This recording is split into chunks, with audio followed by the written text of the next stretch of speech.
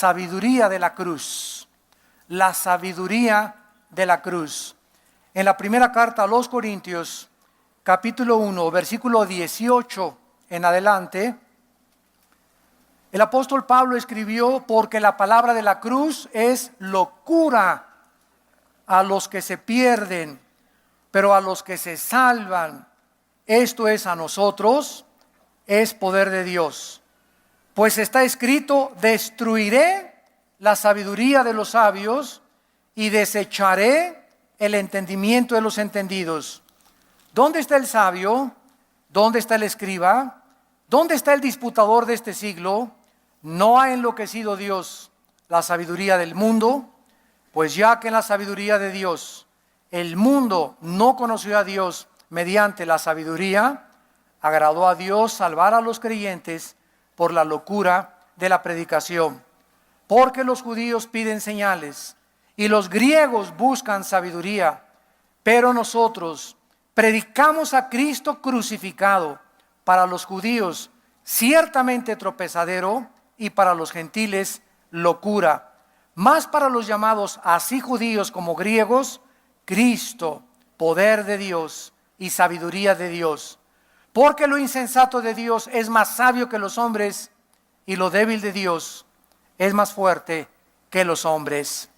No cabe duda que hasta nuestro siglo XXI, millones de personas, a pesar que han pasado 2000 años desde la muerte de Cristo en la cruz, siguen sin comprender el significado de su sacrificio. Ni tampoco, mucho menos, entienden la sabiduría que se encontraba en aparentemente un hecho trágico, dramático, como fue el desangramiento, la tortura y los sufrimientos del Hijo de Dios. Por ejemplo, el Dalai Lama dijo que Jesús había sido un perdedor porque se dejó crucificar, porque si no tenía el poder para bajarse, ¿por qué no lo utilizó? Pero más que eso, dijo este líder de las filosofías orientales, que Cristo fue un tonto por haber escogido a hombres incultos, a hombres pescadores, para que le siguieran. La mayoría de los ateos continúan burlándose de Dios y de Cristo, a quien solamente consideran un revolucionario equivocado con una misión fracasada, pero jamás lo aceptan como el Hijo de Dios. Los intelectuales lo consideran una irracionalidad filosófica, porque dicen que Dios no podía sacrificar a su Hijo, y los judíos lo continúan rechazando como el Mesías. Pero lo más triste de todo es que aquellas personas que se dicen cristianas continúan ignorando el verdadero significado de la muerte de Cristo en la cruz. Muchos traen colgando una cruz solamente porque es la moda o la tradición. Otros la cuelgan en las paredes de su casa, dando a entender que por lo menos esa casa es cristiana. Otros la ponen en el lugar donde se volteó el coche o donde hubo un accidente, para decir: aquí murió un cristiano, que a lo mejor ni cristiano era. Inclusive artistas usan, ¿verdad?, cruces, usan el 666, se burlan de la Biblia y continúan atacando el significado de la cruz de Cristo. No cabe duda que la cruz sigue siendo un símbolo de escándalo, de burla, de debilidad, de locura para la mayoría de los seres humanos. Y otra de las cosas más tristes que existen es que ahora hay un símbolo entre los jóvenes de peace and love, de paz y amor, que es la cruz rota. Y no sé cuántos de ustedes que son jóvenes la usan. Es un palo con los dos cosas que atravesan la cruz, pero hacia abajo. Ese símbolo significa la luz del fracaso de Cristo, que puso de moda John Lennon, el creador de los Beatles. Y de ahí, en la época de los Beatles, salió el símbolo Peace and Love. Hicieron la cruz volteada, es la cruz rota, hablando de que Cristo no murió ni triunfó, sino que la cruz la voltean al revés y la rompen, y se usa como símbolo de amor y de paz. Qué triste, ¿verdad?, que las mismas familias no les enseñan a sus hijos que esos símbolos son contrariamente anticristianos. ¿Por qué lo usan? Por ignorancia, porque no se cultivan, porque no estudian y porque no conocen la palabra de Dios. Pero ¿por qué después de 2000 años el mundo continúa aún sin entender el significado de la cruz? Vamos por orden al versículo 18 del pasaje que acabamos de leer. Y la Biblia comienza a darnos respuestas diciéndonos que el mensaje de la cruz, el mensaje que se le da al mundo, oye, Pancho, Carmelita, Carlos, ¿sabes una cosa en esta Navidad? En medio de la cena te paras. Hace 2000 años la Biblia dice que un hombre murió en la cruz que era Cristo. Y que Dios en Cristo puso tus pecados, Carlos, compadre, comadre. Y que si tú crees que Dios puso en él tus pecados porque tú, compadre, no los hubieras podido cargar ni pagar. Si tú crees que él murió en tu lugar en la cruz, la Biblia dice que Dios te perdona. Este mensaje es locura aparente intelectual para muchas personas, porque no significa realmente que no lo quieran entender, sino porque a muchos no les conviene entenderlo. Estas personas no creen que el mensaje de la cruz tenga un significado para sus vidas. Los que rechazaron este mensaje en los tiempos de Cristo fueron dos grupos de personas. Los religiosos, que creían que con su religión bastaba, y los judíos, que creyeron que a través de la ciencia y la filosofía y de la razón pura, como los estoicos y los epicúreos, discípulos de Zenón en tiempos de Cristo, creían que ellos encontrarían la verdad. Los que rechazaron este grupo de personas creyeron que la religión era suficiente para ir al cielo. Y los filósofos, mis razonamientos y a través de mi intelecto voy a encontrar la verdad. Sin embargo, la Biblia nos dice muy claramente que las únicas personas que aceptaron el mensaje de la cruz son los que sintieron y creyeron que necesitaban a Dios. Las personas humildes que reconocen su condición de pecado delante de Dios, que Cristo pagó en su lugar por ellos. Dios dice en Juan 1, versículos 12 y 3, mas a todos los que le recibieron, a los que creen en su nombre, Dios les da un derecho, una potestad que no todos tienen. ¿Qué cosa? De ser llamados hijos e hijas de Dios. Entonces, cuando tú oigas por ahí en la calle que todos somos hijos de Dios, no es bíblico eso. Discúlpenme, pero esto es una cosa inventada por la sociedad. La Biblia dice que todos somos criaturas de Dios, pero a los que reciben a su Hijo, Dios les concede el privilegio de ser llamados sus hijos. Así que tú en esta mañana o en esta tarde, o ustedes que nos ven por la televisión, no te consideres hijo de Dios o hija de Dios si no tienes a Cristo en tu corazón. El versículo 19 de Primera de Corintios continúa describiéndonos el secreto de la cruz.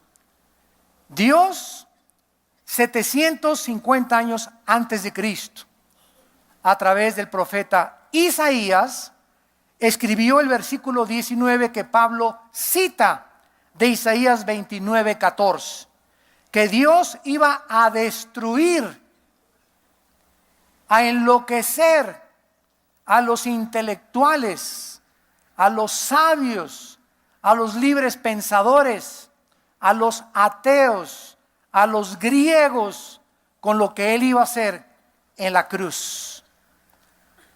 Dios no quería que a través de la razón y del intelecto el hombre se salvara, porque no era el hombre el que iba a poner las condiciones para entrar al cielo. El hombre, siguiendo sus razonamientos, dándose cuenta que existe un Dios, porque el hombre ha sido religioso desde Caín hasta nuestros días. No ha habido tribu, no ha habido nación, no ha habido cultura, no ha habido civilización que no adoren algo o a alguien. En Roma los césares se mandaron a adorar. Los ateos se adoran a sí mismos, se creen dioses, creen que ellos tienen la solución de dónde venimos, quiénes somos, a dónde nos vamos. Entonces el hombre, a través de su razonamiento, inventó las religiones. Todas las religiones son el resultado de la búsqueda del ser humano para conectarse con su Creador, para poder hacer contacto con el Creador. Nos desenchufamos de Dios. Cuando Adán pecó, se desenchufó, se fundió el foco, y de Adán a nuestros días nacemos todos fundidos los fusibles espirituales, dependiendo únicamente del cerebro, del intelecto y del cuerpo humano. Entonces decimos, yo no puedo creer lo que yo no vea, lo que yo no oiga, lo que no toque, lo que yo no guste. Esto se llama empirismo. Los ateos son empiristas. Yo no creo lo que no veo, lo que no siento, etcétera, etcétera. El hombre quedó sujeto a sus 5 sentidos cuando se fundió el fusible. Pero como traemos en la conciencia de que Dios existe y de que hay algo que trasciende este mundo, pues adoramos la luna, el sol, las pirámides de Teotihuacán, queremos irnos de gurús, el budismo zen, la meditación trascendental. Estamos buscando diferentes formas de poder reunirnos, contactarnos, hacer la paz con Dios a través de 2 cosas: buenas obras y sacrificios. Y de repente Dios manda a su Hijo a bajar al mundo y nos trae un mensaje diferente al que la humanidad pensó. Toda la humanidad pensó que una religión, me voy al cielo, cumplo con mi religión el domingo, me voy al cielo, con los ritos, las ceremonias, peregrinaciones, me voy al cielo. Y Dios manda un mensaje y nos dice, no es por obras. Solo el cristianismo es el único sistema de pensamiento que le dice al hombre que no necesita hacer absolutamente nada para poder entrar al cielo más que creer. Y ahí, cuando el mensaje es ofrecido, se levantan los intelectuales, se levantan los filósofos, se levantan los religiosos. Ay, sí, tú, ¿a poco tan fácil? ¿No es verdad? Choca contra la razón, choca contra el intelecto el mensaje de la cruz.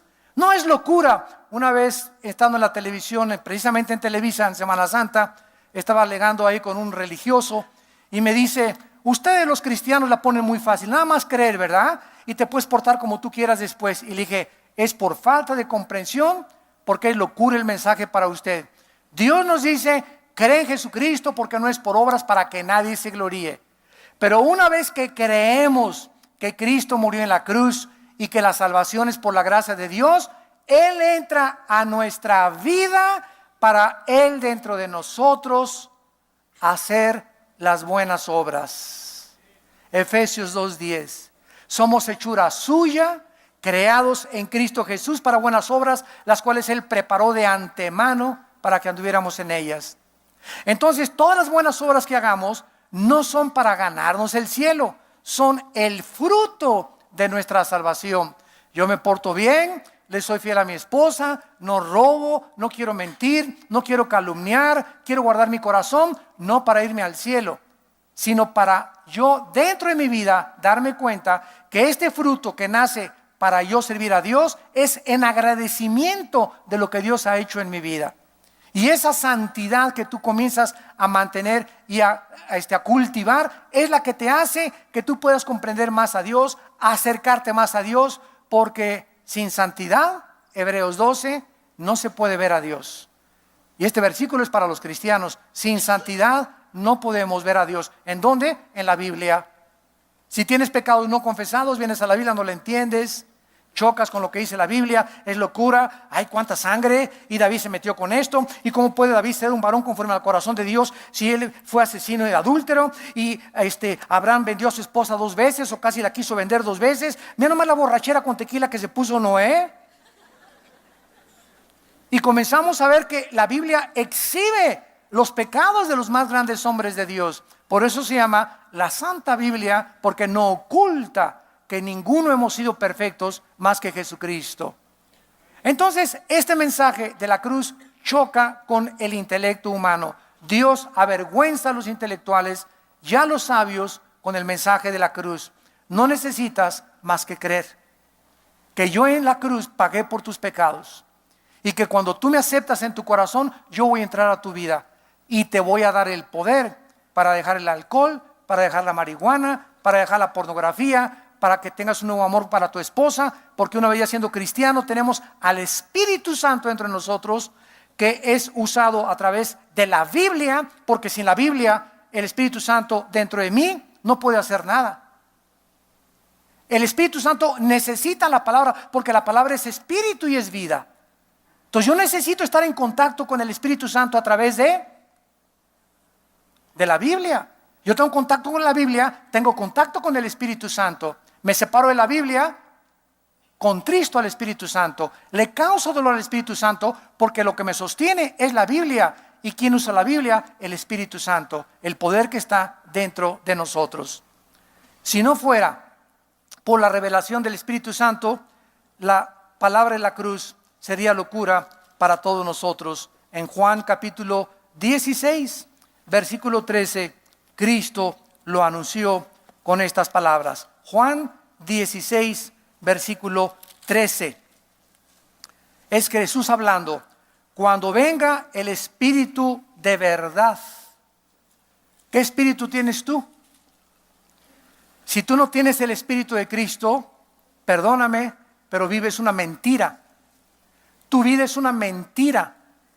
Vives de vanidades ilusorias. Lo que tú crees que te va a dar felicidad es una mentira. Por eso vives buscando el placer, la popularidad, el poder, el aplauso, el reconocimiento de la gente.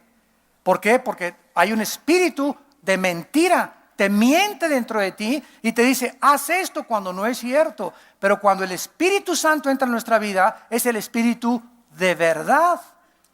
¿Y qué hace ese Espíritu dentro de nosotros? Guiarnos, dirigirnos. El Espíritu dentro de mí me dice: no, Armando, no es por ahí, vas mal, regrésate, es por aquí, sígueme, sigue la Biblia, cierro la Biblia, me salgo del camino. Abro la Biblia, me vuelve a meter al camino. Y es la Biblia la que el Espíritu Santo usa para poder dirigir nuestras vidas. El Espíritu de verdad, dice la palabra de Dios. Y este Espíritu Santo, dice la Biblia, que no iba a hablar por su propia cuenta. O sea, utilizaría la Biblia. ¿Por qué? Porque hablará, dice, lo que oyere, y os hará saber las cosas que habrán de venir. Cuidado cuando alguien te dice: el año que entra se acaba el mundo. En marzo va a haber el rapto de la iglesia. En junio del 2012 va a venir Cristo. Cuídense. El Espíritu Santo usa la Biblia. Hablará las cosas que habrán de venir y os hará saber las cosas de verdad. Y la Biblia es un libro sellado. Tiene un candado. No hay nada que se le pueda agregar. No hay nada que se le pueda sacar. Si cualquier persona habla algo que no está aquí, está agregándole a la Biblia. Hermano, el Espíritu Santo me dice en este momento que de su iglesia saldrán ríos de agua viva y que te vas a casar con una muchacha que entre con un vestido de verde el próximo domingo a la iglesia. Y el Espíritu Santo me dice que tu hijo va a ser varón y no va a ser mujer, y nace varón y crees que es un profeta. Eso fue adivinación. Oye, ¿cuántas probabilidades hay de que es hombre o mujer? 50 y 50. Es como echarte un volado a aguilosol. Eso no son profecías, son tonterías, son babosadas. Pero hemos caído en eso porque creemos que puede Dios hablarnos extrabíblicamente. Y Dios usa la palabra de Dios. Es como los profetas actuales. ¿En cuántas iglesias están que el Espíritu y que el profeta, etcétera, etcétera? Mira, Dios me dice: este libro está sellado. Si tú le agregas, las maldiciones vendrán sobre ti. Si tú le quitas, las maldiciones vendrán sobre ti. Esta palabra cómela. Come las palabras de mi libro. Y cuando hables, habla las palabras de mi libro. Ese es un profeta, el que habla los oráculos de Dios. Pero si yo hablo y digo: tuve un sueño, vi una visión, bla, bla, bla, y el Señor me dijo estas cosas, y el Señor me dijo que usted, y que la próxima presidenta de Ecuador va a ser fulana de tal, y que este presidente, ¿verdad? Son adivinaciones, y se cae en la hechicería, y entra la hechicería a la iglesia. Y los cristianos, amén, amén, amén.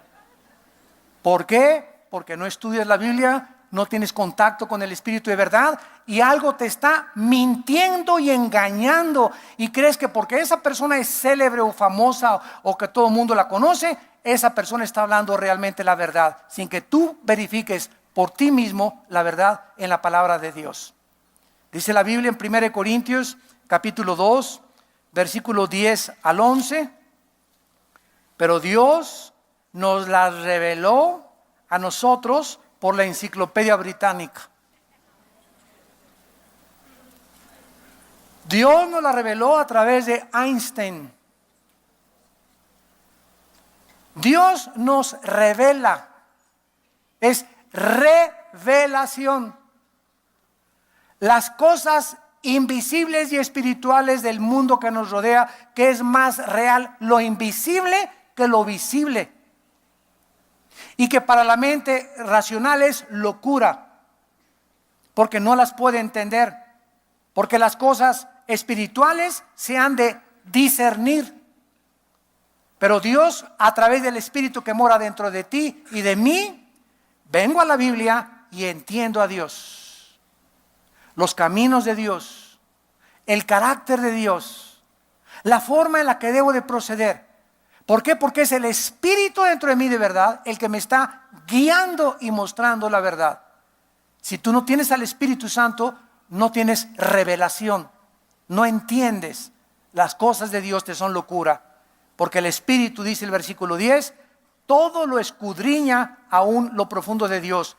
Y el versículo 11 dice así: porque ¿quién de los hombres, ni Freud, ni Marx, ni Nietzsche, ni Carlos Marx, ni Carlos Darwin, ni Sócrates, ni Platón, ni Aristóteles, ni ninguno que tú menciones, ningún hombre sabe las cosas espirituales? Ningún hombre sabe nada del mundo de los espíritus. Y dice la Biblia, sino el espíritu del hombre que está dentro de él.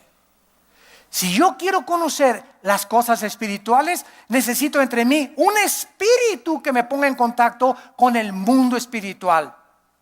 Y como mi espíritu está fundido cuando yo nací, Cristo al entrar a mi vida me prende otra vez la luz, otra vez el espíritu vuelve a nacer dentro de mí, soy creado como una nueva criatura y comienzo a entender las cosas de Dios que están en la Biblia, porque mi razón y mi intelecto chocan contra las cosas de Dios. Dice el versículo 14 que el hombre natural es el que no tiene al Espíritu, el que está fundido todavía. Esta clase de persona no percibe las cosas que son del Espíritu de Dios, porque, ahí lo dice, porque para él son locura. La palabra de la cruz es locura a los que se pierden, y dice, y no las puede entender porque se han de razonar. ¿Eso dice? No, las cosas del mundo espiritual se disciernen. Y el discernimiento es una capacidad, apúntalo. El discernimiento es la capacidad otorgada por el Espíritu Santo para que podamos discernir. La palabra discernir significa distinguir entre la verdad y la falsedad, entre lo blanco y lo negro, entre lo bueno y entre lo malo.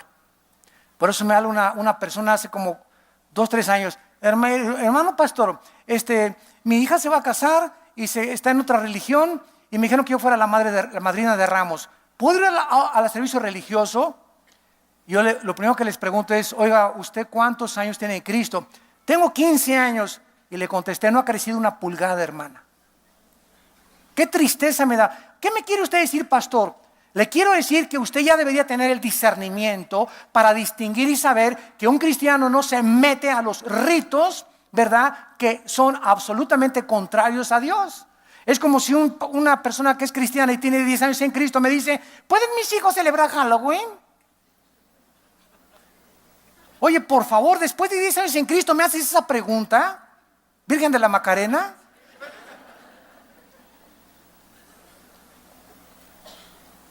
A los 10 años no disciernes, no distingues todavía qué es bueno y qué es malo para Dios, qué le gusta a Cristo y qué no le gusta a Cristo.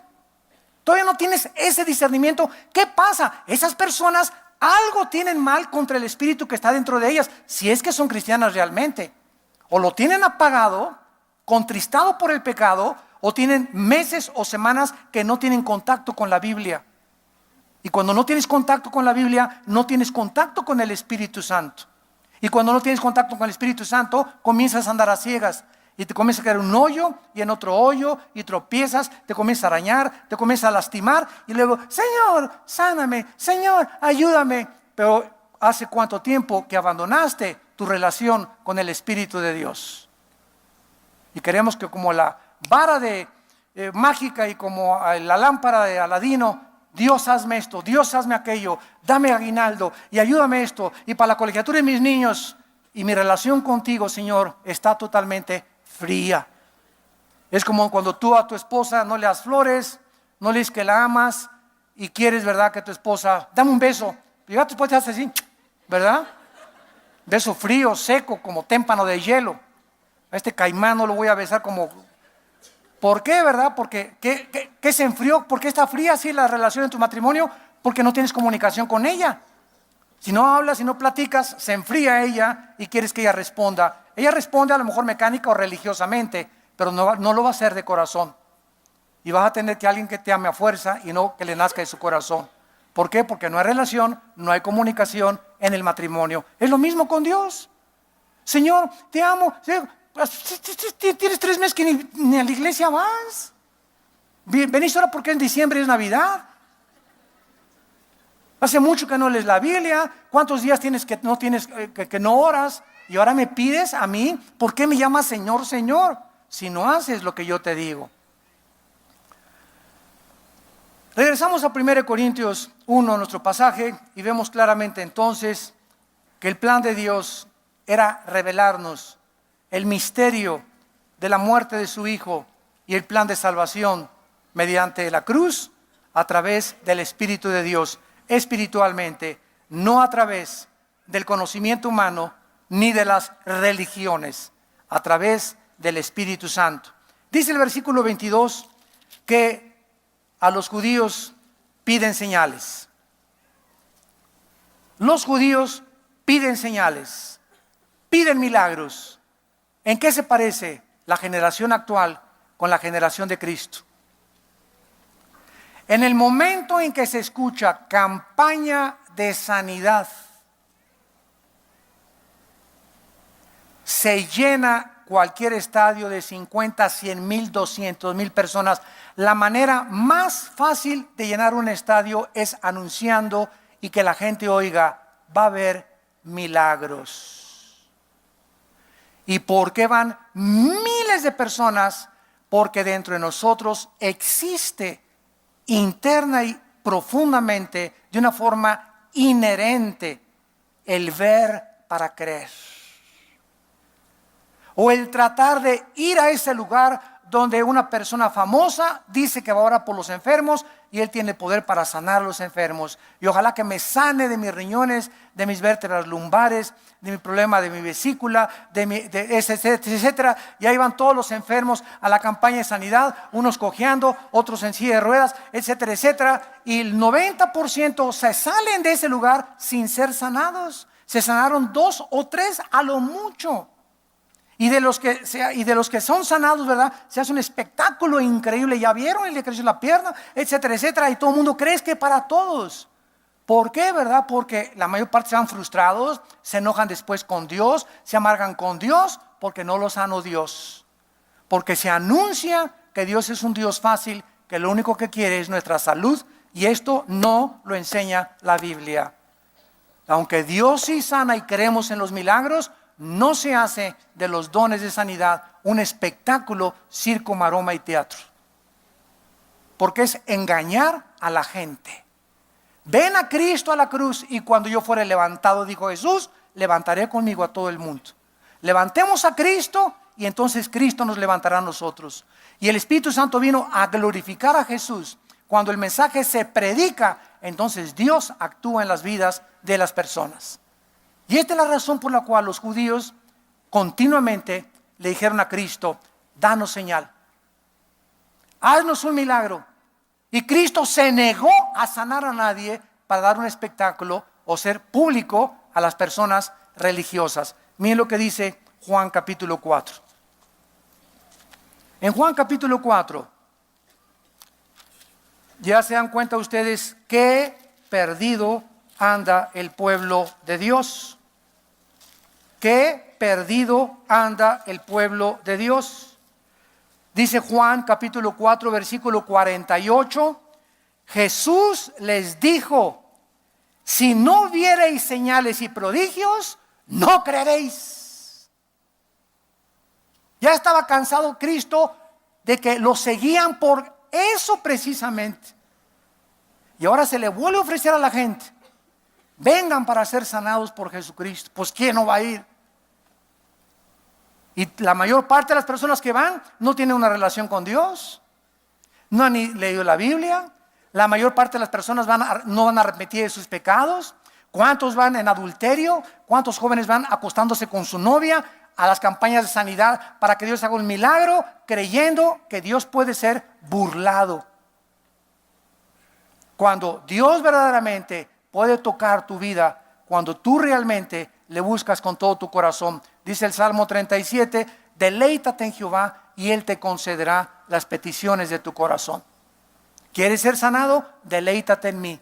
Lee mi palabra.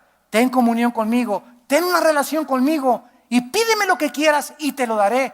Si un hijo le pide al padre un pan, ¿le dará el pan a una serpiente? Claro que no. Así Dios les dará a todos ustedes lo que necesitan si hacen mi voluntad. No se ofrece como un mercado, se ofrece el evangelio para que el Espíritu Santo actúe conforme a su palabra.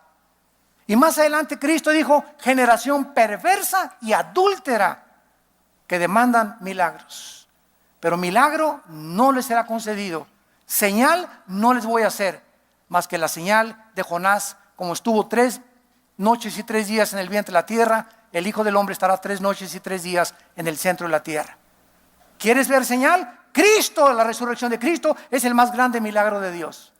Y aunque ahora Dios no nos hiciera ningún milagro, ni tampoco nos sanara, el hecho que Él haya muerto en mi lugar es suficiente para vivir agradecido. Suficiente. Ya no necesito más que la salvación. Con eso vivo agradecido durante toda la eternidad.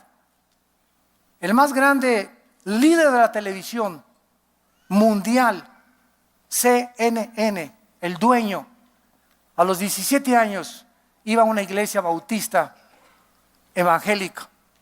Su hermana, mayor que él, le dio cáncer y le pidió a Dios que sanara a su hermana, y su hermana no fue sanada.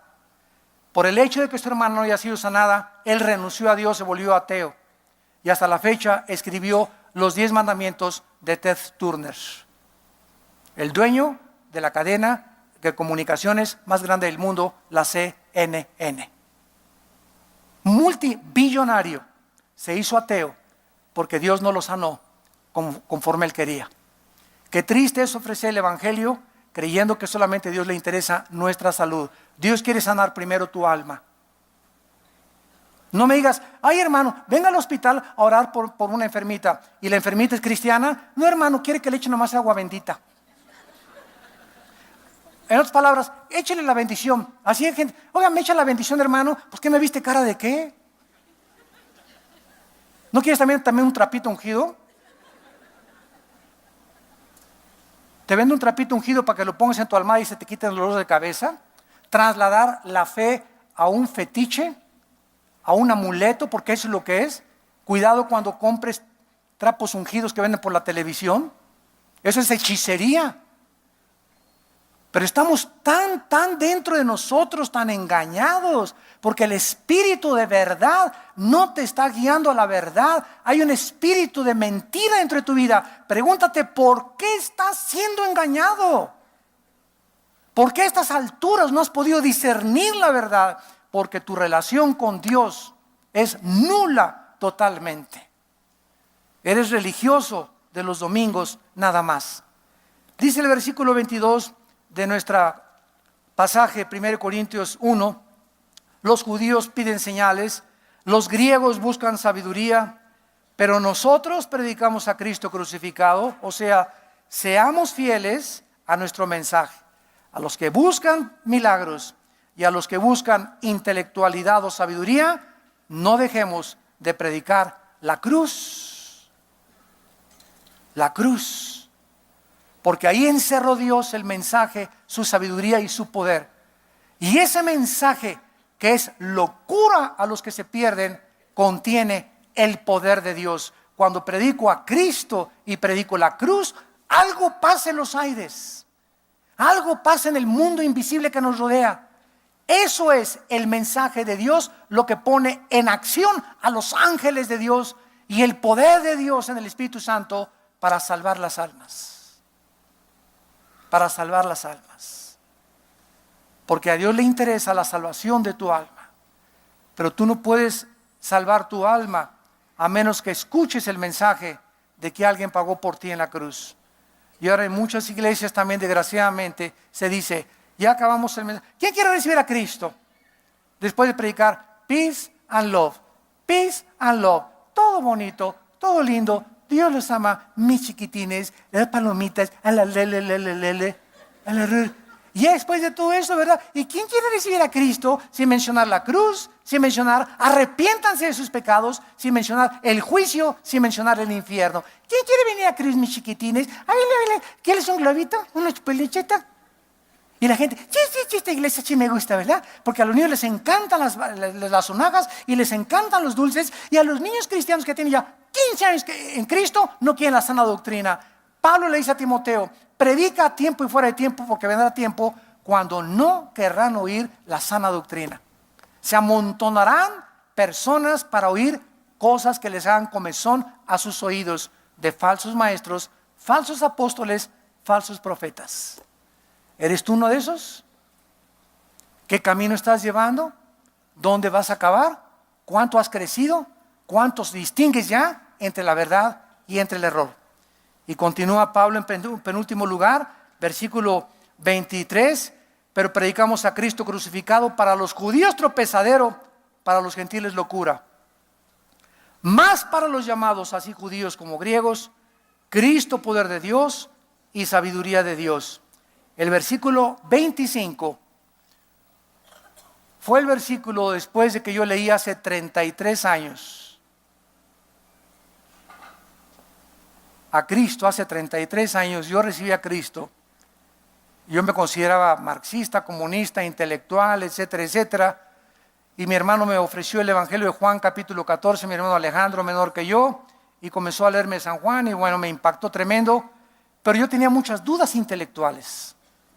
Y me acuerdo que un muchacho, tal vez que ahora ya está con el Señor, me dijo: lo insensato de Dios es más sabio que los hombres. O sea, yo quería entender a Dios en mi intelecto. Y cuando él me enseñó este versículo y me dijo: lee lo que dice aquí, lo insensato de Dios es más sabio que los hombres, el versículo 25, eso me derribó totalmente hacia atrás. Me ubicó en una posición donde dije: si tú existes, Dios, es lógico, eres infinitamente mucho más grande en el entendimiento y en sabiduría que el ostión que tengo yo aquí adentro.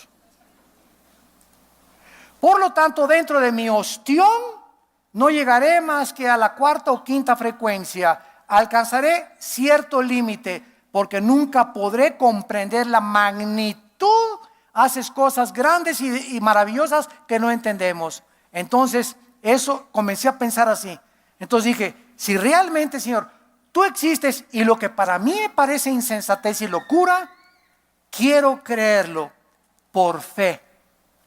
Quiero confiar que me dices la verdad. Y cuando tú entres a mi corazón, te pido que yo te quiero conocer. Y quiero saber los secretos de la sabiduría y del conocimiento espiritual. Y eso fue lo que hace muchos años un hombre llamado Agustín de Hipona les he contado esta historia, y esta historia me encanta contársela a los ateos. Agustín era un hombre teólogo, pensador, reflexivo, un hombre que amaba a Dios con todo su corazón. Iba caminando en la playa, Agustín, iba pensando, ¿por qué si Dios es todopoderoso, no detiene la maldad? Continuaba Agustín, ¿por qué si Dios es bueno, creó al diablo?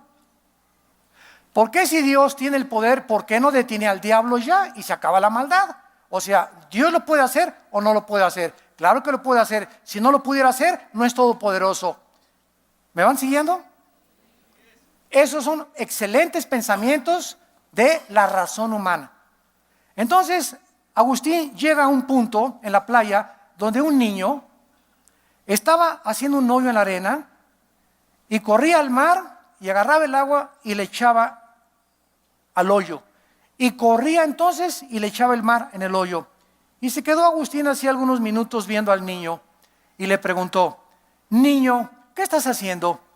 Y le contesta el niño, estoy tratando de meter el mar en el hoyito. Y Agustín le dijo, tonto, chamaco bruto, tenías que haber nacido así, ¿verdad? ¿Cómo crees que el mar va a caber en ese hoyito?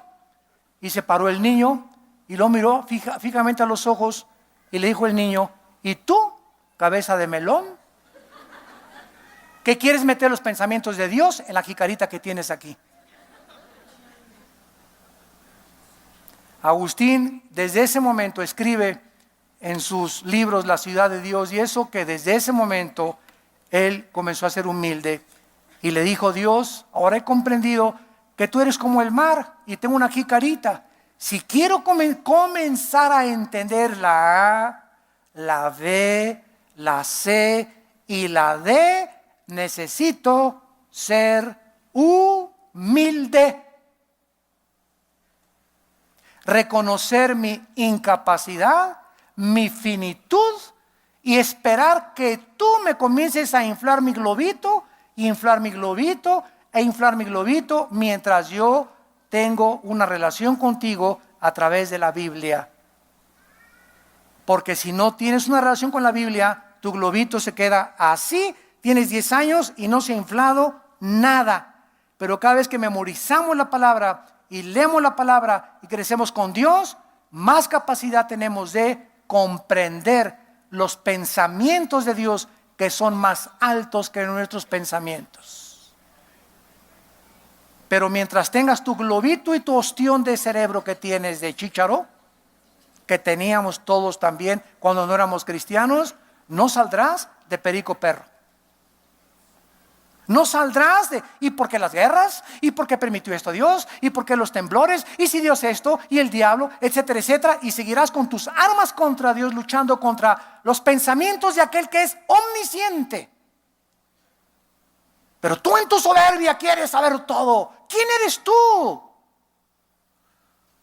¿Quién soy yo para retar a Dios, al Todopoderoso, al Shaddai, que habita en la eternidad y en la santidad, al Altísimo, arriba de todos, de los ángeles, querubines y serafines? ¿Quiénes somos para decirle, ven para acá y siéntate aquí, ahora yo soy el juez? ¿Por qué hiciste eso, Dios? ¿Y por qué permitiste esto, Dios? Contéstame, contéstame. ¿Sabes una cosa? Se va a parar Dios, te va a decir, cállese, chamaco menso. Soberbio. La soberbia es la que nos hace actuar de esa manera, de creer que Dios tiene que respondernos y nos tiene que dar explicaciones. Y Dios no necesita explicaciones a nadie. Por eso sacó el libro de Job. Job pasó durante un año, ¿por qué esto? ¿Por qué aquello? Pero no se amargó. ¿Y por qué Dios y esto? Y venían los filósofos a presionarlo todo y más. Y Job, ¿por qué, Señor? ¿Realmente habré pecado? Amaba a mi esposa, era bueno con los niños, le di buena ocasión a mi familia, di buen ejemplo. ¿Por qué, Dios? ¿Por qué me está pasando estas cosas? Pero en medio de todos sus sufrimientos, Job dice, yo lo único que sé es que mi Redentor vive. Y que sus pensamientos son demasiado maravillosos para mí. Por tanto, lo único que sé es que después de mis sufrimientos saldré más puro que el oro. Y cuando Dios se le aparece a Job finalmente y le explica en el capítulo 38, 39 y 40 la grandeza de los animales, del universo, de las estrellas y de todo lo que creó, Job, otra vez como Agustín: ahora sé, Señor, que yo no sé nada, que lo que sabía no lo sabía como lo debería de saber. Me humillo hasta el polvo y te pido que tú me hables y yo te escucharé. Y Dios le da a Job doble de hijos, doble de camellos, doble de ovejas, doble de dinero. ¿Por qué? Porque mantuvo, sin entender a Dios, su integridad. Esa es la fe.